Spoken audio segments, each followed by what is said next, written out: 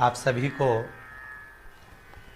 सुंदर शरद पूर्णिमा की बहुत बहुत बधाई हो। बाबा विश्वनाथ की कृपा आप पर सदा बनी रहे। आ गया शरद पूर्णिमा की रात्रि। बड़े से बड़ी बीमारियां, बड़े से बड़े रोग, बड़े से बड़े बड़े कष्ट इस शरद पूर्णिमा की रात्रि को छूट जाते हैं। दमे की बीमारी, श्वास की बीमारी, अनिद्रा की बीमारी, रात्रि को जगना, ये सारी बीमारियां शरद पूर्णिमा की रात्रि को अगर व्यक्ति अपने जीवन को सुखमय बनाए, अपने जीवन को आनंदमय बनाए तो सब छूट सकते हैं। शरद पूर्णिमा की रात्रि को पीपल के पत्ते 5 लेकर उसके ऊपर खीर डालकर रात्रि को खा लेने से महाराज दमे की बीमारी, श्वास की बीमारी रुक जाती है। वो बीमारी बढ़ती नहीं है, उससे कष्ट नहीं होता। जिन बच्चों के नेत्र कमजोर होते हैं, रोशनी कमजोर होती है, शरद पूर्णिमा के दिन रात्रि को 12 बजे भगवान चंद्रदेव का दर्शन कराइए। 5 से 7 मिनट तक नयन मिलाएं चंद्रदेव के साथ और बाद में एक पीपल के पत्ते पर खीर जो चंद्र के नीचे रखी हुई है उसी खीर को चटा दीजिए। फिर चंद्र का दर्शन कराओ, फिर खीर को चटा दीजिए। महाराज नयन की ज्योति बढ़ती है, नींद नहीं आती तो निंद्रा देवी प्रवेश करती है, निंद्रा अच्छी आती है, आनंदित होता है। महाराज जिस व्यक्ति के शरीर में गांठ पड़ जाती हो, शरीर काला पड़ जाता हो, चट्टे पड़ जाते हो या दांत खाज खुजली हो जाता हो, उसके लिए भी शरद पूर्णिमा की रात्रि को 12 बजे महाराज भगवान चंद्रदेव के लिए 21 दिए जलाए जाते हैं। उस 21 दिए की कालोच एक थाली में इकट्ठी करी जाती है। कालोच को इकट्ठी कर कर शरीर में गाय के घी के साथ में जहां जहां जगह पर चट्टे हैं, गांठ है, वहां लगाया जाता है। उसको 5 या 7 दिन लगाइए।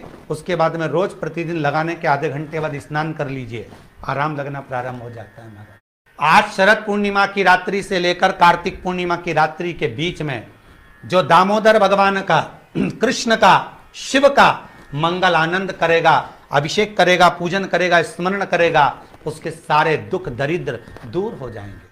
रात्रि को आप बड़े प्रेम से खीर बनाओ, चंद्रदेव की साक्षी में रखो, भोग लगाओ भगवान श्री हरि को। बन सके अगर लक्ष्मी की कमी है, लक्ष्मी नहीं आ रही है, व्यापार नहीं चल रहा है, तकलीफ बहुत ज्यादा है, घर में कष्ट है, कर्जा ज्यादा है, तो एक तांबे के कलश के ऊपर, तांबे के कलश में पानी भरना, कटोरी रखना, उस पर लक्ष्मी जी की मूर्ति रखना। लक्ष्मी जी की मूर्ति नहीं हो तो चांदी का सिक्का रखना। उसके सम्मुख में आप 31 दीपक घी के लंबी बाती के जला देना। महाराज एक एक कमल गट्टा उस 31 दिए के अंदर डाल देना और लक्ष्मी जी का पूजन करना, लक्ष्मी जी का स्मरण करना, खीर का भोग लगाना, पान के पत्ते पर खीर रखना, 5 पत्ते पर खीर का भोग लगाना और माता लक्ष्मी से विनती करना। सुबेरे 4 बजे तक वो रखे रहने देना, सुबह 4 बजे वो उठाना, लक्ष्मी को वापिस तिजोरी में या सिक्का हो तो उसको अलमारी में रख देना। जो खीर बनी है वो प्रसाद के रूप में सुबह 8 बजे, 10 बजे, 9 बजे जब खाना हो प्रेम से खाना।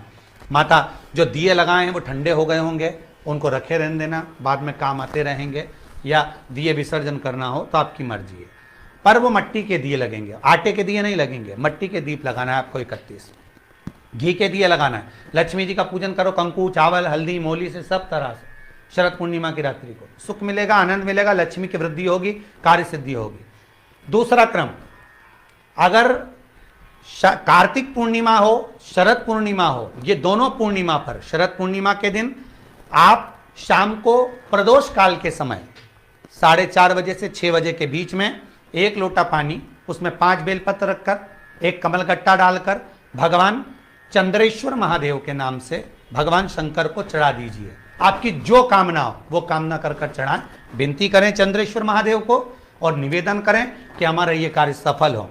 केवल शरद पूर्णिमा के दिन चढ़ाइए, कार्तिक पूर्णिमा तक क्या फल मिलता है हमको जरूर बताइए। भी शरद पूर्णिमा की रात्रि को और कार्तिक पूर्णिमा की रात्रि को गर्भवती नारी अपनी नाभि पर यदि चंद्र की दृष्टि पड़वा लेती है तो बच्चा विकलांग पैदा नहीं होता है। गर्भ से जो बालक होगा ये जानकारी श्रेष्ठ होगा, अच्छी विद्वान लगी होगा, हो तो प्लीज चतुर होगा, चैनल को पढ़ने में सब्सक्राइब होशियार करें। होगा। धन्यवाद। क्योंकि अगर ये कोई चंद्र सवाल की हो तो किरणें प्लीज कमेंट जब जरूर समुद्र करें। में उछाल ला सकती हैं तो आपके जीवन में भी तरक्की ला सकती है, उछाल ला सकती श्री शिवाय है। नमस्तुभ्यं। सभी को हर हर हर हर महादेव। महादेव, जय श्री कृष्ण। हर हर महादेव।